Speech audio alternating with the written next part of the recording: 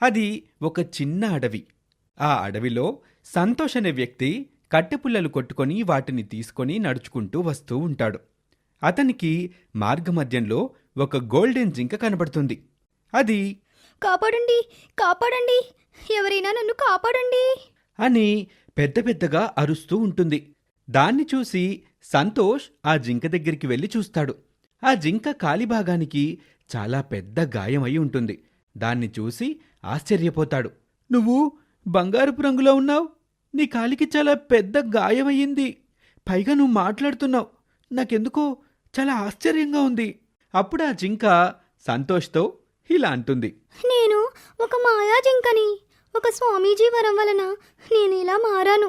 దయచేసి నాకు సహాయం చెయ్యి అంటూ ఆ మాయాజింక సంతోష్ని ప్రాధేయపడుతుంది.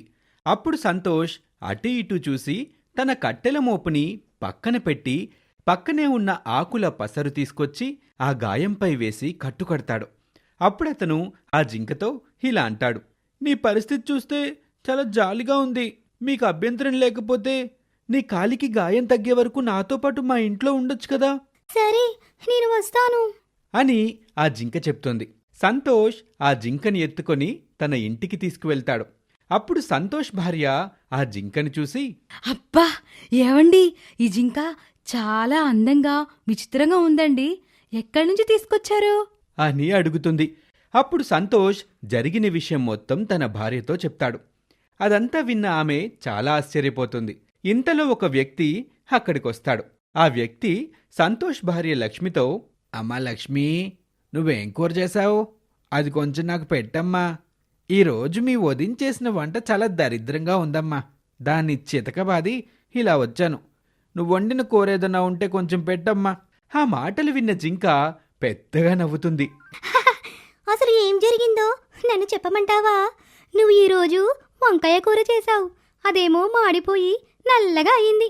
అందుకని నీ భార్య నిన్ను చితకబాదితే కూర కోసం ఇక్కడికి వచ్చావు. అదే కదా నిజం అని అసలు విషయం చెప్పేస్తోంది. అది విన్న ఆ వ్యక్తి, అమ్మో, ఈ జింక ఎలా మాట్లాడుతుంది, నిజాలన్నీ చెప్పేస్తుంది అని చెప్పి అక్కడి నుంచి భయంతో పరిగెడతాడు. ఇక ఆ మాటలు విని ఆ భార్యాభర్తలిద్దరూ కూడా నవ్వుకుంటారు. అలా ఆ రోజు గడిచిపోతోంది. ఆ మరుసటి రోజు ఉదయం సంతోష్ బయటికి వెళ్తూ ఉండగా ఒక అతను నేతి అరిసెలు అమ్ముతూ అటువైపుగా వస్తాడు. నేతి అరిసెలు తీసుకోండి బాబు, నేతి అరిసెలు, తాజా తాజా నేతి అరిసెలమ్మా, స్వచ్ఛమైన నేతి అరిసెలు తీసుకోండి, 10కి 2 మాత్రమే బాబు, తీసుకోండి అని అంటాడు. ఆ మాటలు విన్న జింక సంతోష్తో ఇలా అంటుంది. వద్దు వద్దు, వాటిని తీసుకోవద్దు.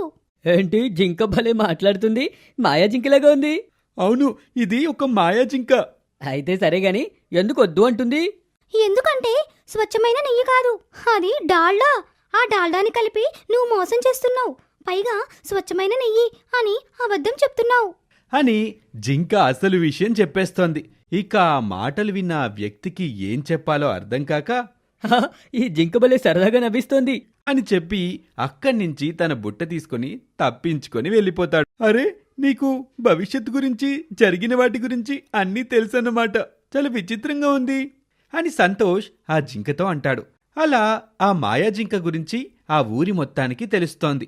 అందరూ ఆ మాయా జింక దగ్గర వరుస పెట్టి క్యూలో నిలబడతారు. ఆ జింక జరిగిన వాటిని, జరగబోయే వాటిని జ్యోతిష్కం చెబుతూ ఉంటుంది. అందరూ వరుసగా నిలబడతారు. అప్పుడొక అమ్మాయి ఆ జింక దగ్గరికొచ్చి ఇలా అంటుంది. ఓ జింక, నేను ఒక అబ్బాయిని గాఢంగా ప్రేమిస్తున్నాను. ఆ అబ్బాయితో నా పెళ్లి జరుగుతుందా లేదా చెప్పవా?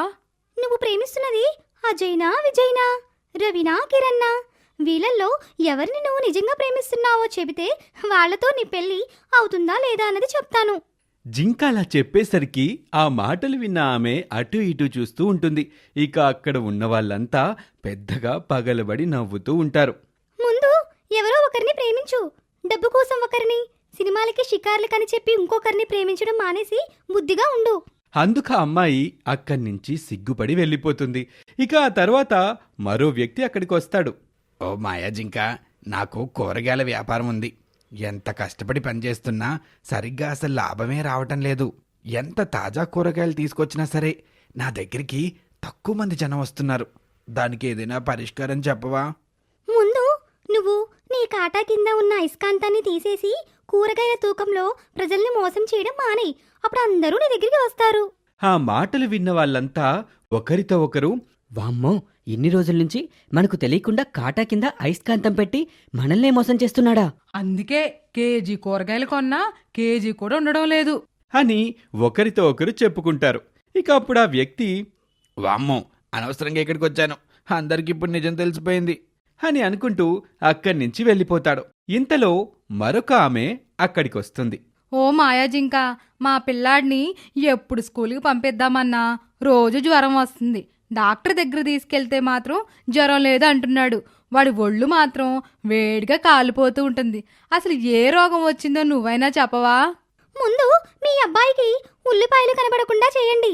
వాడు రోజు ఉల్లిపాయల్ని చంకలో పెట్టుకుని జ్వరం వచ్చినట్లుగా నాటకం ఆడుతున్నాడు. మాయాజింక అసలు విషయం చెప్పగానే ఆమె ఆశ్చర్యపోతుంది.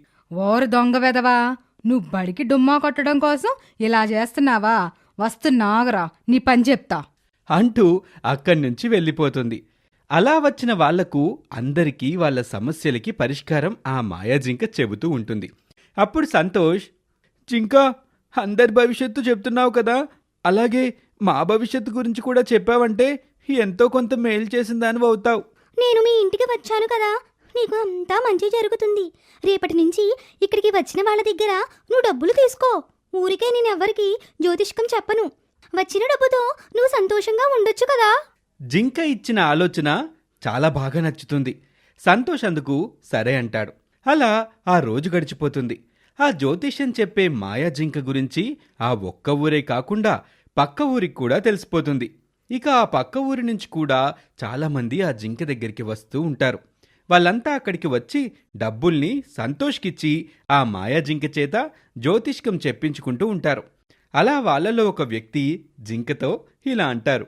మాయాజింక, మా అబ్బాయి నా జేబులో డబ్బులు తీస్తున్నాడు. వాడికి అలవాటు మాత్రం పోవటం లేదు. అది పోవాలంటే ఏం చెయ్యాలో చెప్పవా? ఎలా పోతుంది? అది వంశపారపర్యంగా వచ్చింది. మీ నాన్న మీ తాత జేబులో డబ్బు దొంగతనం చేసేవాడు. నువ్వు మీ నాన్నకు తెలియకుండా మీ నాన్న జేబులో నుంచి డబ్బులు తీసేవాడివి. ఇప్పుడు అదే నీ కొడుకు చేస్తున్నాడు. దీనికి పరిష్కారం అంటూ ఏం లేదు. డబ్బులు అతనికి కనబడకుండా దాచిపెట్టు. జింక అలా చెప్పగానే అందుకతను సరే అని చెప్పి అక్కడి నుంచి వెళ్ళిపోతాడు. ఇంతలో మరో వ్యక్తి అక్కడికి వస్తాడు.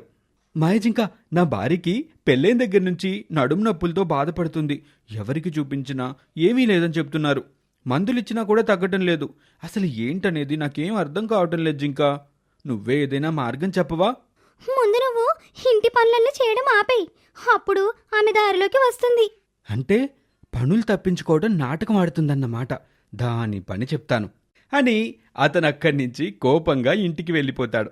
ఇంతలో ఒక భార్యాభర్తలిద్దరూ అక్కడికి వస్తారు.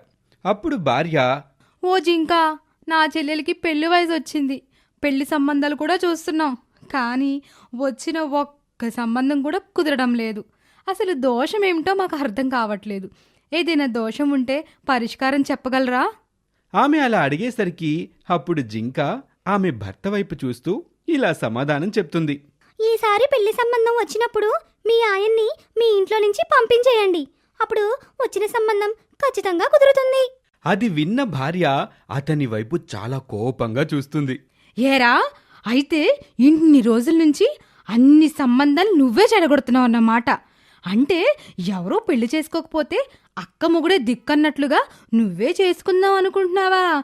నీ కాకి ముఖానికి నన్ను ఇవ్వడమే ఎక్కువ. నాతో పాటు నా చెల్లెల్ని కూడా చేసుకుందాం అనుకుంటున్నావా? అంటూ అతన్ని అక్కడే చితకబాదుతుంది. ఇక దాన్ని చూసిన అక్కడ వాళ్ళంతా పకపక నవ్వుతూ ఉంటారు.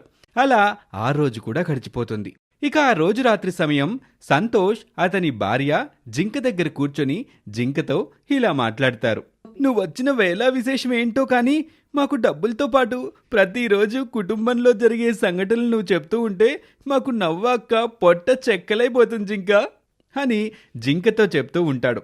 అప్పుడు సంతోష్ భార్య కూడా, ఆ, నిజం, డబ్బు సంగతేమో కానీ మేమైతే నవ్వలేక నవ్వలేక పొట్ట చెక్కలైపోతుందేమోనని భయం కూడా వేస్తుంది. అందుకు జింక కూడా వాళ్ళిద్దరితో నవ్వుతూ ఇలా అంటుంది. వాళ్ళు అడిగే ప్రశ్నలు చూస్తే నాకు కూడా నవ్వొస్తుంది. సరే మిత్రులారా, ఇప్పుడు నాకు కాలు కూడా సరిగ్గా అయిపోయింది. నేనింకా నా ప్రదేశానికి తిరిగి వెళ్ళిపోతాను. ఇన్ని రోజులు నన్ను మీరు చాలా జాగ్రత్తగా చూసుకున్నారు. అందుకు ఏమిచ్చినా మీ రుణాన్ని తీర్చుకోలేను.